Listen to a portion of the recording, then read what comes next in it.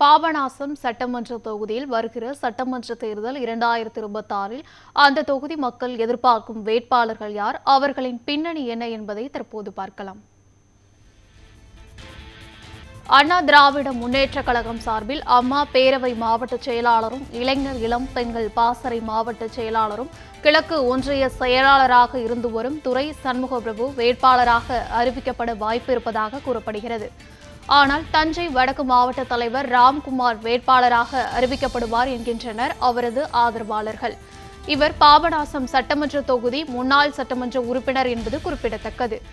அதிமுகவின் பாபநாசம் மேற்கு ஒன்றிய செயலாளர் கோபி வேட்பாளராக அறிவிக்கப்பட வேண்டும் என்கின்றனர் அவரது ஆதரவாளர்கள்.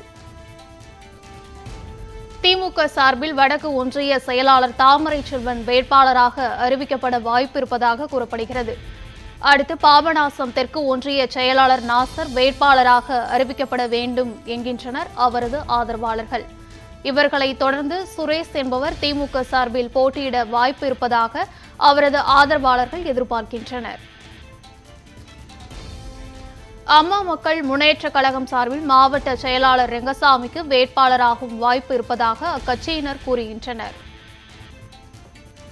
இந்தியன் யூனியன் முஸ்லீம் லீக் கட்சி சார்பில் ஷாஜஹான் வேட்பாளராக அறிவிக்கப்பட வாய்ப்பு அதிகம் என்கின்றனர் அவரது ஆதரவாளர்கள்.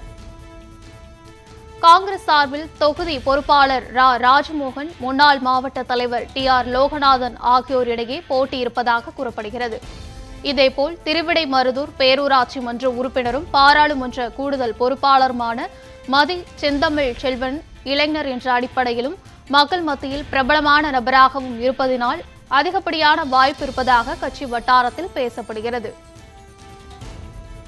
பாரதிய ஜனதா கட்சி சார்பில் வடக்கு மாவட்ட தலைவர் இளங்கோவன், சிறுபான்மை பிரிவு வடக்கு மாவட்ட தலைவர் ஜேம்ஸ், மாவட்ட செயலாளர் P குருமூர்த்தி ஆகியோரில் ஒருவர் வேட்பாளராக தேர்வு செய்யப்பட இருப்பதாக கூறப்படுகிறது.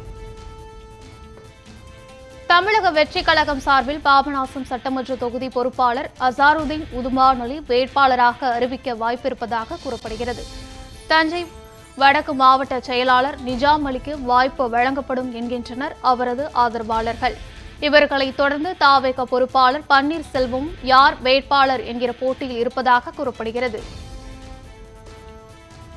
நாம் தமிழர் கட்சியை பொறுத்தவரை அனீஸ் பாத்திமா ஏற்கனவே வேட்பாளராக அறிவிக்கப்பட்டு தேர்தல் பணிகளில் ஈடுபட்டு வருகிறார்.